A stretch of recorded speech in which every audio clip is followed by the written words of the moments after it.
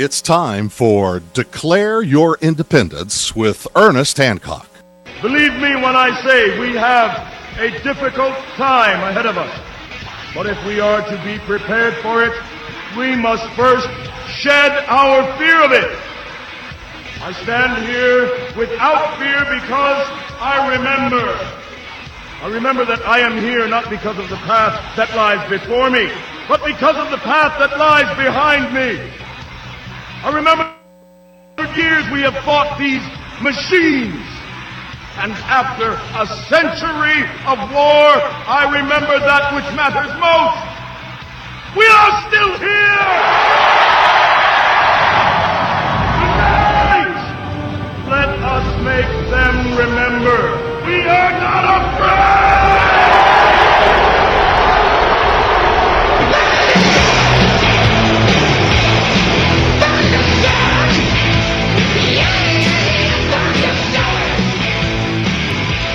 Somebody's afraid. Big bad guys are feared of what the people might do if they get the information that they need to be able to make some individual decisions to have a big collective impact on big bad guys. And there's all kinds of stuff going on. It looks like China's finally divested itself of U.S. debt. It looks like we got all kinds of Geithner is going to go after private pension funds. They've done it in Europe, and they're coming here because they can, because they have to, because the debt ceiling is going to be breached. You have the Republicans negotiating with Obama. They're going to do something. They're going to keep increasing the debt. Still, this cannot not have an effect on precious metals and everything else. This morning, I get up, I got Nick Barnett on.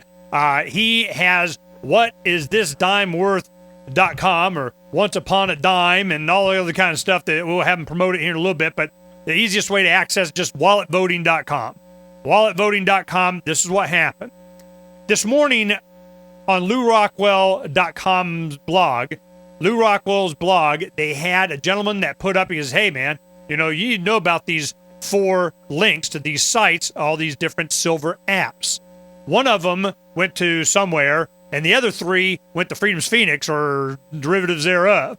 And what happened was it spiked on these particular silver things that we've been doing, the silver calculator that you have as a Droid application that we got, immediately done. As soon as we did it, within a week or 2, it was up.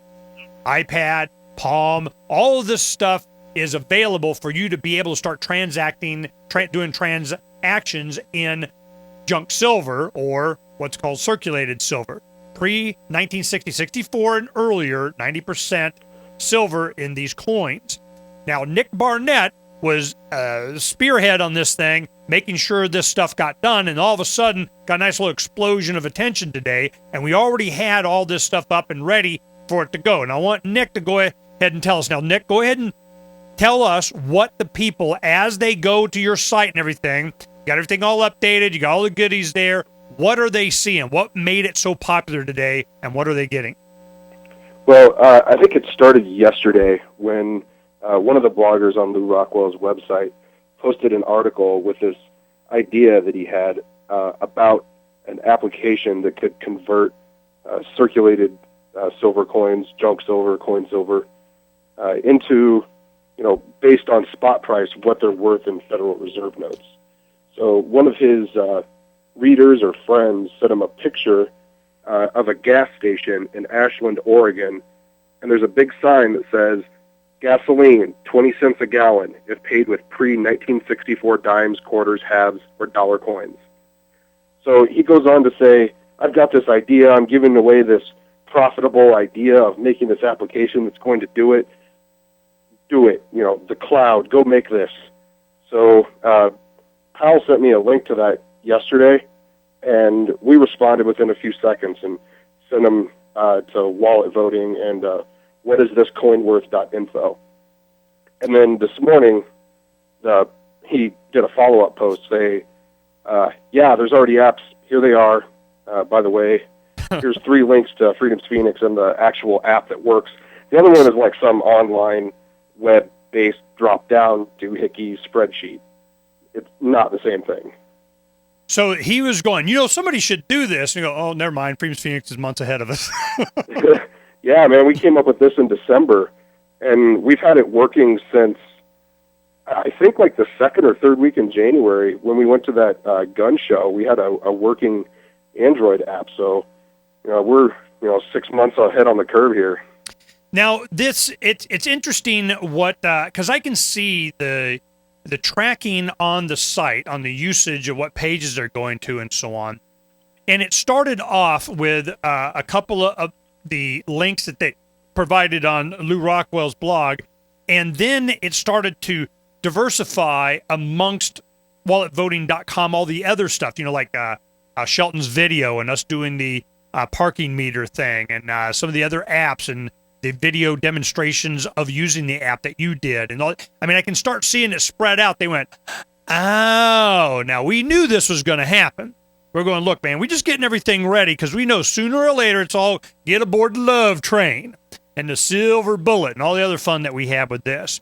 Now, I'm wondering, in the community, the freedom community out there, and you're a Facebooker and blogger and all that kind of stuff. You're out in cyberspace. Is this starting to catch on? I know you're planning on going to Port Fest. Tell us about that trip. What you got planned? Well, I'll talk about this thing catching on real quick.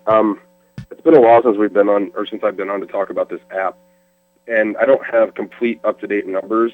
But the last time that we checked the market for this Android app, when you put an app in the market, you can follow the usage statistics. We had over 1,200 downloads and over an 80% or a 78% retention rate.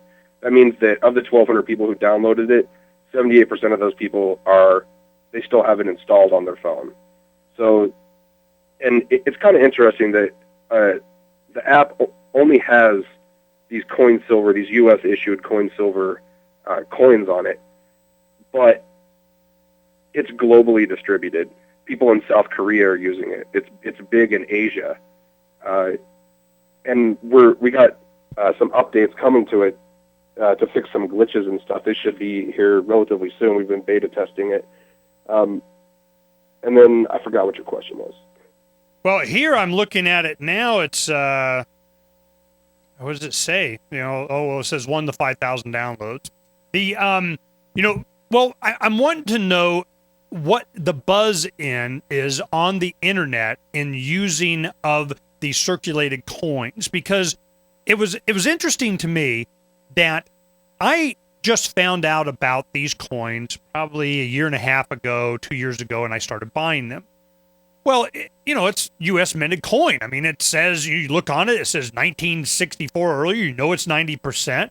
And it's easy to transact where, like Shire Silver and some of these other guys were using, silver strips or gold thread or, something like that. And it's kind of, I trust these guys, but I'm not sure everybody would, So the idea of us dealing these, and then you and Drew coming up with the concept of putting them in cards and laminating them, and they're in your wallet and so on. And like a quarter, I go on here, it's what, $5, $10 or something. I remember, but I'm sorry. It's like $7.50 for a quarter, and people really like this, like the dime cards idea. Mm-hmm. It's just that it's hard for me to part with my dimes, man, because I might need those at some point. Yeah, so no, I'm not a big. I use it more like a marketing thing, Yeah, it's totally a marketing thing, and actually, we've got some pretty decent.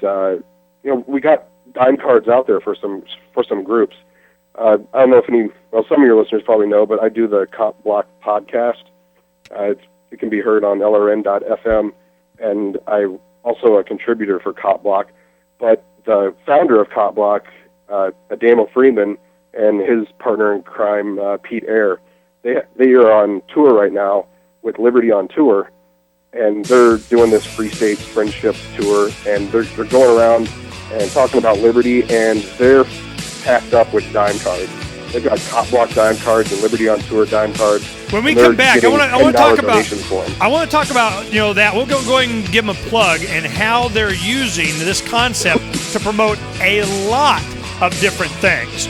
These cards have gotten very popular at a lot of the freedom gatherings. They're going to Port Fest. We'll talk about that too. We'll be right back.